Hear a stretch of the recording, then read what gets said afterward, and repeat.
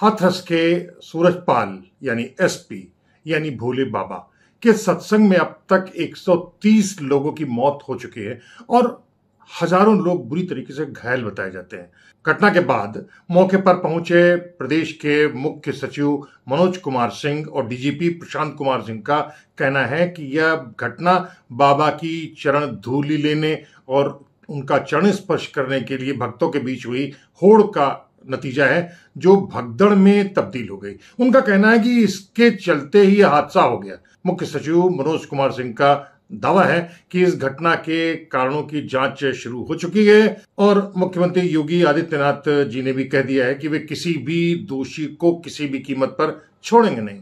लेकिन यह तो घोषणाएं हैं, वायदे हैं, पीड़ितों पर मलहम लगाने की हल्की सी है कोशिश है, लेकिन इस घटना का केवल यही सच नहीं है। सच तो वह है जो मुख्य सचिव सच नहीं बोल पा रहे हैं। आप किसी भी होमगार्ड के सिपाही से, एक कदरे से सिपाही से बात कर लीजिए तो वो बताएगा कि छोटी मोटी भीड़ का अचानक बढ़ना शुरू हो जाना एक डरावनी आशंका में तब्दील हो जाता है। छोटी मोटी मतलब 150 लोग भी अगर बढ़ रहे हैं तो बहुत खतरनाक है प्रशासन के लिए। और हाथरस में भी तो यही हुआ, बल्कि उससे लाख दर्जा गुना हो गया। वहां आईजी तक मौजूद था, वहां सीओ या कोतवाल भी रहता है, कमिश्नर भी था और एसडीएम भी वहां रहता है। समस्या यह है कि उस पूरे इलाके में होते हुए भी इस बड़ी घटना को कैसे रोकने की कोशिश नहीं की गई, इसकी खबर भी किसी को नहीं दी गई। हालांकि इस समारोह के लिए प्रशासन ने पहले से इजाजत दे दी थी, लेकिन तैयारी तनिक भी नहीं की गई, न पुलिस की तरीके से और न प्रशासन की तरफ से।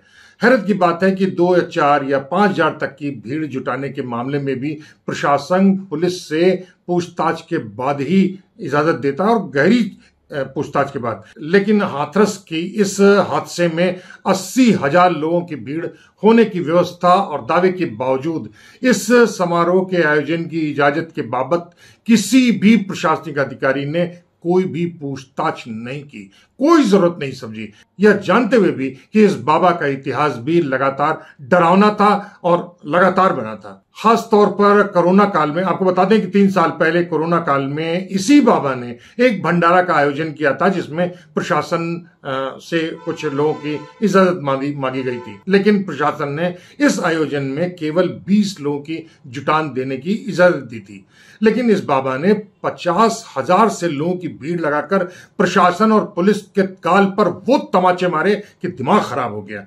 आज तक प्रशासन उस मामले में कोई कार्रवाई नहीं कर पाया, बिल्कुल सन्निपात की हालत है। इस बार 80,000 लोगों की व्यवस्था की परमिशन की बात कही, लेकिन पुलिस के मुताबिक करीब 2.5 लाख लोग वहां जुट गए हाथरस में। लेकिन प्रत्यक्षदर्शी और वहां मौजूद पत्रकार बताते हैं कि यह भीड़ केवल 1.5 लाख भक्तों तक पहुंच गई थी, लेकिन अपना पक्ष मजबूत करने के लिए पुलिस और प्रशासन ने उसे 2.5 लाख तक की भीड़ में घोषित कर दिया, ताकि आयोजकों पर जोरदार फंदा लगाया जा सके। लेकिन इस पूरे मामले में इस बाबा को फिलहाल प्रशासन ने पूरी तरह निर्दोष मान लिया है, पुलिस ने भी और प्रशासन ने भी। यह हालत तब है जब एसडीएम ने खुद मान लिया कि उस पूरे दौरान 2 लाख से ज्यादा वहां मौजूद थे, लेकिन इतना तय है कि वहां 2.5 लाख नहीं थे।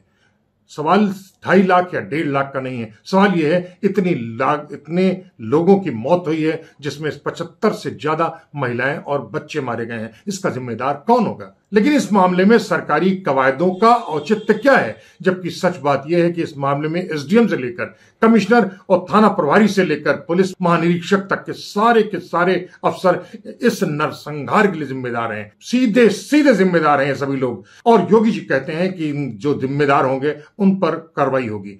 बिना किसी तैयारी के इतने बड़े आयोजन की अनुमति दे दी प्रशासन ने, यह सवाल अनुत्तरित है। जबकि 5,000 की भीड़ में कोतवाल का अमला और 80,000 जैसी बड़ी भीड़ के लिए कम से कम आईजी स्तर के अधिकारी के सीधे हस्तक्षेप की जरूरत पड़ती है।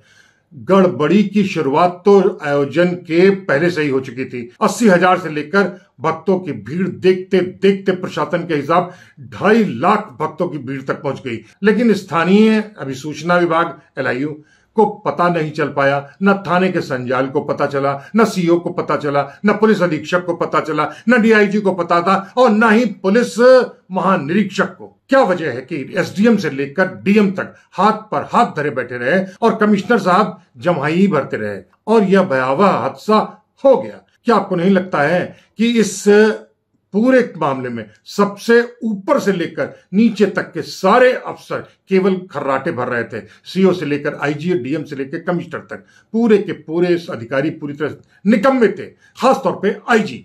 इन सब के सब अफसरों के हाथ इस नरसंहार के खून से रंगे हुए हैं, इसमें कोई शक नहीं। सबने जघन्य अपराध किया है मानवता के लिए, प्रशासन के लिए, पुलिस के लिए। एक मंगलगढ़ी गांव है, वहाँ पे भोले बाबा का प्रोग्राम चल रहा था। ये जो सूचना प्राप्त हुई है उसमें भगदड़ से लोगों की डेथ हुई है। हमारे यहाँ एका हॉस्पिटल में अब तक 27 डेड बॉडी आ गई है, जिसमें 23 महिलाएं हैं जी, 3 बच्चे हैं और 1 पुरुष की डेड बॉडी है जी। और कुछ लोग घायल भी आए हैं सर? घायल अभी नहीं आए हैं और ये बहुत दुखद घटना है। उनकी शांति कप्तान साहब, यहाँ पे जो लोग कुछ बॉडी अटैक होती है, क्या हाथरस में, अलीगढ़ में और भी जनपदों में ये जानकारी प्राप्त कर रहे हैं? ये जानकारी मेरे को नहीं है। कितने लोगों की मरने की आशंका है सर? ये अब हम यहाँ से बैठे कुछ नहीं कुल सब कितना है सर? और यहाँ पे 27 डेड बॉडी आई है, इनके पंचायतनामा की कार्रवाई की हम व्यवस्था कर रहे हैं। कारण क्या बताया जा रहा है? कारण शर्म की बात है कि अब इन भक्तों को दोषी ठहराया जा रहा है। अगर वो चरण धूल उठाने की कोशिश कर रहे थे या चरण स्पर्श करने की कोशिश कर रही थी भक्तों की भीड़, तो उसको संभालने की जरूरत किसकी थी? उसकी जिम्मेदारी किसकी थी? कितनी शर्मनाक हालत है प्रशासन और पुलिस की कि इस पूरे बाबा के कार्यक्रम में एक भी पुलिस वाला आयोजन स्थल पे मौजूद नहीं है। आप इस वीडियो पे देख लीजिए। ना कहीं कोई सीसीटीवी लगाने की जरूरत समझी गई और ना ही किसी संवेदनशील स्थल को चिन्हित करने पर उसे चौकसी करने की जरूरत समझी गई। कहने को तो बाबा आश्रम के आसपास अपने खुद 10,000 से ज्यादा निजी सेवादार हैं जो ऐसे आयोजनों को संभालते हैं, और ना ही आयोजन स्थल की सुरक्षा के लिए बने कि बाबा की आर्मी, जिसकी तादाद भी करीब 3,500 से ज्यादा बताई जाती है। लेकिन इस पूरे दौरान आर्मी के लोग तो भले ही बाबा के आसपास मौजूद दिखाई पड़ रहे हैं, इस वीडियो में देख लीजिए, लेकिन भक्तों को संभालने के लिए न उनके सेवादार दिख पा रहे हैं और न ही प्रशासन की ओर से कोई पुलिस की तैनाती। चुल्लू भर पानी में अपनी नाक डुबोने के लिए आईजी और कमिश्नर अभी तक सामने नहीं आए जो बता सकें कि 80,000 भक्तों के आयोजन में शामिल करने के लिए उनकी तैयारी क्या थी। और जब 80,000 से ज्यादा भी भक्त उससे 3 गुने से ज्यादा यानी 2.5 लाख तक की सीमा तक ऊपर पहुंचने लगे, तो उसकी खबर प्रशासन या पुलिस को क्या दी गई और कितनी दी गई और उस पर उन्होंने कार्रवाई क्या की और तदनुसार उसके लिए प्रशासन ने कौन सा तरीका अपनाने की कोशिश की। सिवाय इसके कि इस दर्दनाक हादसे के बाद मुख्यमंत्री जरूर वहां गए, मुख्य सचिव भी वहां पहुंच गए, डीजी भी पहुंच गए, लेकिन इन लोगों के पहुंचने का औचित्य और क्या रह पाया जब ऐसे आयोजन में धीरे धीरे बदहाली की ओर बढ़ते हुआ यह हादसा भयावह विस्फोट की तरीके से सामने आ गया। जरा उन परिवारों को देखिए जिनकी महिलाएं हैं, उनके पुरुष इस पूरे हादसे में बुरी तरह कुचल के मारे गए हैं, रौंद के मारे गए हैं। आपको बता दें कि करीब 24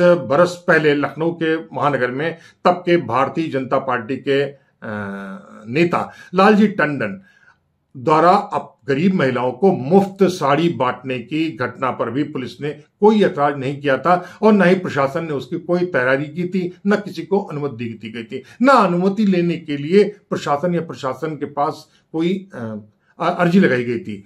नतीजा यह हुआ कि वहां 30,000 से ज्यादा महिलाओं की भीड़ जुट गई जो मुफ्त में साड़ी लेटने गई थी, साड़ी लूटने गई थी और भगदड़ हो गई। कहने की जरूरत नहीं, इतनी भीड़ को संभाल नामुमकिन था। भगदड़ हो गई और 2 दर्जन महिलाएं मौत के घाट उतार दी गई। यह भी तब जब उस दौरान पूरे प्रदेश में 144 धारा लागू थी और चुनाव संहिता लागू हो चुकी थी, जबकि यह आयोजन महानगर पुलिस कोतवाली के ठीक सामने हो रहा था। शर्मनाक बात है कि उस वक्त यूपी में मुलायम सिंह यादव की समाजवादी पार्टी की सरकार थी, लेकिन इस घटना के तत्काल बाद मुलायम सिंह यादव लखनऊ आए तो जरूर, लेकिन पीड़ितों के आंसू पोंछने के बजाय सीधे लालजी टंडन के घर चले गए और उनसे पूछा कि लालजी टंडन जी, आपको कोई समस्या तो नहीं है? कहने की जरूरत नहीं है कि इस पूरे मामले में अटल बिहारी वाजपेयी ने लालजी टंडन को अपने मुख्य चुनाव प्रतिनिधि के जिन्हें बनाया था उसको तत्काल हटा दिया, लेकिन यूपी की सरकार यानी मुलायम सिंह यादव की सरकार लालजी टंडन के पक्ष में पूरी तरीके से नंगी हो गई। इतना ही नहीं, इस मामले में लालजी टंडन समेत किसी भी जिम्मेदार व्यक्ति पर कोई भी कार्रवाई आज तक नहीं हो पाई है। हाथरस के इस मामले में जिस तरह मुख्य सचिव ने तत्काल कार्रवाई करने के बजाय सारी जिम्मेदारी भोले बाबा के भक्तों पर थोप दी है, उससे भी ये आशंकाएं बलवती हो रही हैं कि इस कांड का हश्र भी कोई ठोस नतीजे तक कभी नहीं पहुंच पाएगा। इस बाबा और पुलिस और प्रशासनिक अफसरों को इस हादसे के 24 घंटे बाद भी जिस तरह कोई मजबूत फैसला नहीं किया है सरकार ने, उससे साफ माना जा रहा है कि मामला आप समझिए ठंडे बस्ते तक ही सिमट जाना वाला है। सरकार की साख के लिए 24 घंटों का वक्त अच्छा खासा होता है, जो फिलहाल बीत हो चुका है। तो यह है हाथरस में इस भगदड़ में 130 लोगों की हुई मौत। अगली बार फिर किसी दूसरे मसले पर, किसी दूसरे स्थान पर और किन्हीं दूसरे लोगों के साथ हम फिर हाजिर होंगे। तब तक दुलत्ती के लिए कुमार सोहेल को इजाजत दीजिए। नमस्कार।